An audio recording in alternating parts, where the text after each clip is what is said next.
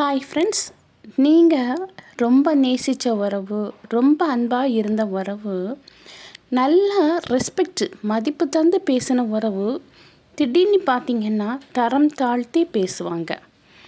இப்படி உங்களை தரம் தாழ்த்தி ஒருத்தங்க பேசுகிறாங்கன்னா அவங்கக்கிட்ட நான் சொல்கிற மாதிரி நடந்துக்குங்க. அவங்களே தன்னால் தேடி வருவாங்கங்க, மதிப்பு தருவாங்க. இது உங்கள் வாழ்க்கைக்கு பயனுள்ளதாக இருக்கும் அப்படின்னு சொல்லி நான் நினைக்கிறேன். அதனால் லாஸ்ட் வரை ஸ்கிப் பண்ணாமல் பாருங்கள். இப்போ நம்ம வீடியோக்குள்ளே போகலாமா? உங்கள் உயிரான உறவு, நீங்கள் ரொம்ப நேசித்த உறவு உங்களை ரொம்ப தரம் தாழ்த்தி பேசும்போது உங்கள் மனசு ரொம்ப வலிக்கும், வேதனைக்கு வரும். அதாவது யாரோ ஒருத்தங்க தெரியாதவங்க பேசினா வர சரி இவங்களுக்கு நம்மளை பற்றி எதுவுமே தெரியாது, அதனால் பேசிட்டு போகிறாங்க அப்படின்னு சொல்லி நினைக்க தோணும். ஆனால் நம்மளை நல்லா நேசித்த உறவு, ஒரு காலத்தில் நம்மக்கிட்ட ரொம்ப அன்பாக இருந்த உறவு, நம்மளை பற்றின விஷயங்கள் எல்லாமே தெரிஞ்ச உறவு திடீர்னு தரந்தாழ்த்தி பேசும்போது மனசில் ரொம்ப கவலை வரதான் செய்யும்.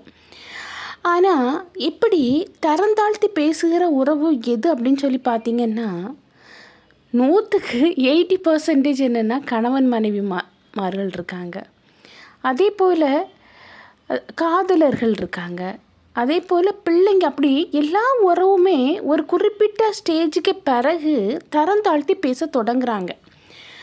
எக்ஸாம்பிளுக்கு சொல்லப்போனால் கணவனும் மனைவியும் முதல்ல மேரேஜ் முடியும் போது என்னவோ ரொம்ப அன்பாக இருந்துக்காங்க.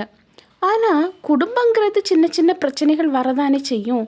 அப்படி பிரச்சனைகள் வரும்போது அவங்க வாயிலிருந்து வரக்கூடிய வார்த்தைகள் தரம் தாழ்த்தி பேசுகிற வார்த்தையாக தான் இருக்குது.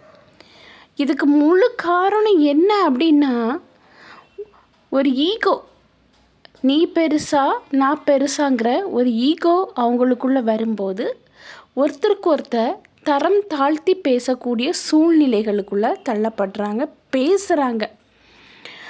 இப்படி அதுக்கு பிறகு ஒருத்தங்க தரம் தாழ்த்தி பேசின பிறகு தான் காயப்பட்ட மனசு என்ன யோசிக்குதுன்னா இவங்களெல்லாம் நம்ம பார்க்காம இருந்திருந்தா நம்ம சந்தோஷங்கள் எல்லாமே நிலைச்சி நின்றுருக்குமே அப்படின்னு சொல்லி நினைக்க தோணுது.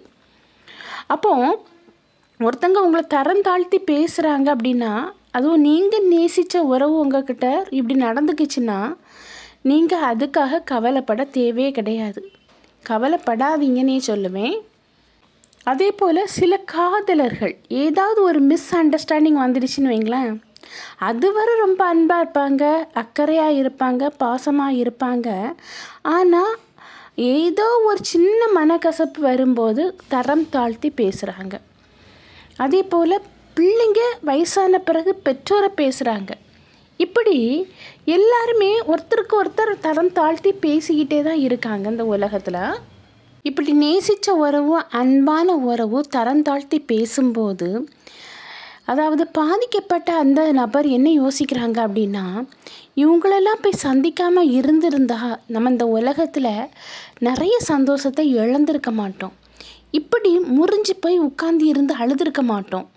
அதே போல் சிலவங்களை பார்த்திங்கன்னா ரொம்ப திறமையானவர்களாக இருப்பாங்க. எதில் அப்படின்னு சொல்லி யோசிக்கிறீங்களா? ஆமாங்க, செய்கிற தப்பெல்லாம் நல்லா செய்வாங்க. ஆனால் அவங்கக்கிட்ட என்ன இருக்கும் அப்படின்னா வாய் சாமர்த்தியம் இருக்கும். நிறைய தப்பை செய்து வச்சுட்டு நான் எந்த ஒரு தப்பும் பண்ணலை அப்படின்னு சொல்லி அவங்கள நம்பி உயிராக இருப்பாங்க பாருங்கள், அவங்கக்கிட்ட சொல்லக்கூடிய வார்த்தை. ஆனால் உண்மையானவே அன்பு வச்சுட்டு இருக்கவங்க, எதுக்கு எடுத்தாலும் தாழ்ந்து போயிட்டே இருக்கிறவங்க அதையும் கேட்டுட்டு அமைதியாக பாம்போல தாழ்ந்து போயிட்டு தான் இருப்பாங்க.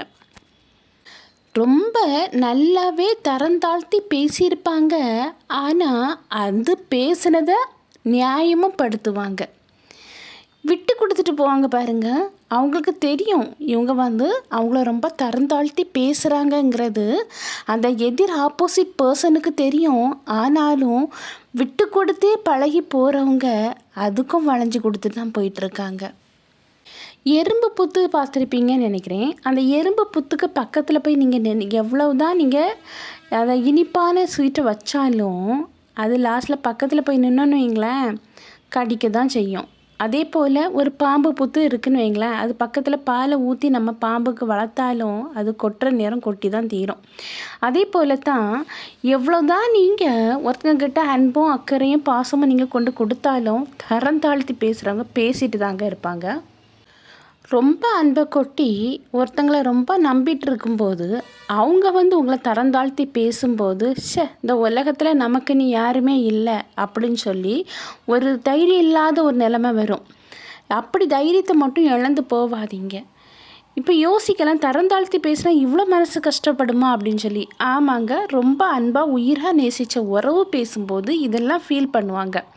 இப்படி நமக்கு யாருமே இல்லை அப்படின்னு சொல்லி நீங்கள் தைரியம் இழக்காதீங்க.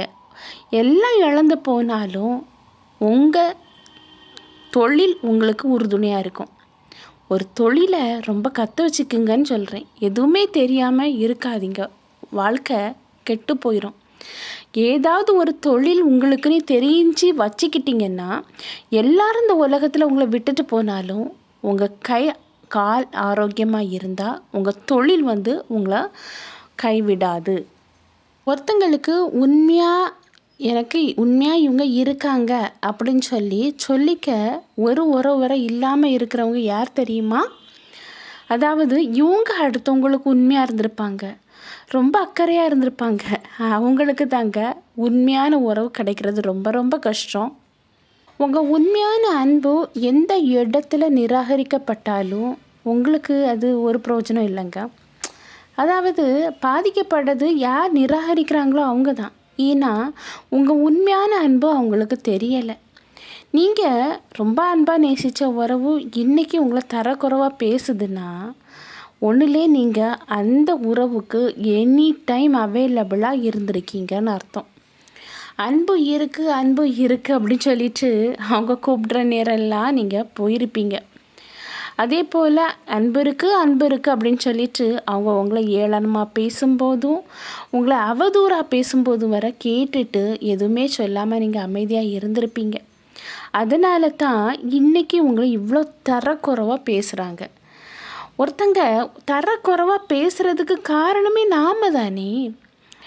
அதாவது யாருக்கிட்ட எப்படி பேசணும் அப்படின்னு சொல்லி தெரியாமல் எல்லாத்துக்கிட்டேயும் ரொம்ப அன்பை கொட்டி கொடுத்ததுனால தான் இன்றைக்கி இவங்க தானே அப்படின்னு சொல்லி நினச்சிட்டு ஒரு ஏளன பொருளாக நினச்சிட்டு அவங்க வாயில் வந்தது மாதிரி தரக்குறைவாக பேசிகிட்ருக்காங்க. இப்படிப்பட்ட உறவுகளுக்காக நம்பி அதை நினச்சி நீங்கள் அழாதீங்க. ஏன்னா தரக்குறைவாக பேசுகிறது உண்மையாக அன்பு வச்சுருக்கவங்க ரொம்ப தரக்குறைவாக பேச மாட்டாங்கங்க. அதனால இவங்கெல்லாம் நம்மக்கிட்ட இவங்க இப்படி தான் அப்படின்னு சொல்லி ஒரு முடிவுக்கு வந்துட்டு நீங்கள் அந்த தரக்குறைவாக பேசின அந்த வார்த்தைகளை நினச்சி அழாமல் அதுலேருந்து வெளியே வாங்க. அடுத்த லெவலுக்கு உங்களை தயார்படுத்துங்கன்னு சொல்லுவேன். தரக்குறைவாக பேசுகிறாங்களா அதை நினச்சி அழாமல் அவங்க முன்ன வாழ்ந்து காணிக்கணும் அப்படிங்கிற ஒரு வைராக்கியம்தான் உங்களுக்கு வரணும். யார் உங்களை தரக்குறைவாக பேசுகிறாங்களோ அவங்க கண் காணும்படி நீங்கள் வாழ்க்கையில் முன்னேறணும். அப்படி நீங்கள் முன்னேறினாதான் அவங்களுக்கே தெரிய வரும் இது நம்ம தவறாக அவங்கள பேசிட்டோம் அப்படின்னு சொல்லி ஃபீல் பண்ணணும். அப்போது நீங்கள் அழுதுட்டு இருந்தால் வாழ்க்கையில் முன்னேறுவீங்களா? கண்டிப்பாக இல்லை.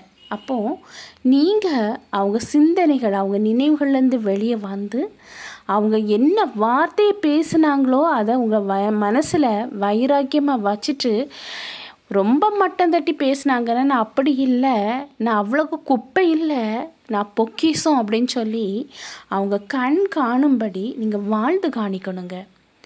நீங்கள் உங்களுக்குன்னு ஒரு தொழிலை தொடங்குங்கன்னு சொல்கிறேன். நீங்கள் உங்களுக்குன்னு ஒரு தொழிலை தெரிஞ்சு வச்சுக்குங்க. எல்லோரும் இந்த பிறக்கும்போது உலகத்தில் வரும்போது எதுவுமே கொண்டு வரலைங்க. எல்லாம் இருக்கும், அது எதுவுமே லாஸ்ட் வரை கூட இருக்குமா இருக்காதா தெரியாது. நிரந்தரம் இல்லாத இந்த உலகம். அதனால் எனக்கிட்ட ரொம்ப பண வசதி இருக்குது அப்படின்னு சொல்லி பணம் இல்லாதவங்கள மட்டம் தட்டி தரக்குறைவாக பேசுகிறவங்களும் இருக்காங்க.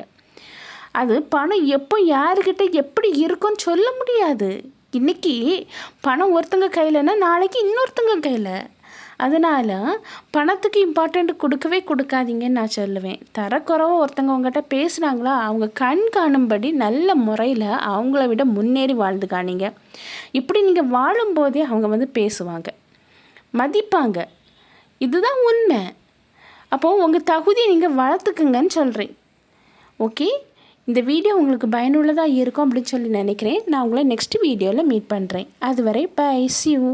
இந்த வீடியோ பிடிச்சிருந்துன்னா லைக் பண்ணுங்கள், ஷேர் பண்ணுங்கள், சப்ஸ்கிரைப் பண்ணுங்கள். பக்கத்தில் இருக்கிற ஆளுங்கிற பட்டனை கிளிக் பண்ணிக்கிங்க. அப்போ தான் நான் போடக்கூடிய வீடியோ உங்களுக்கு உடனுக்குடன் அப்லோட் ஆகும். நான் உங்களை நெக்ஸ்ட் வீடியோவில் மீட் பண்ணுறேன். அதுவரை பை.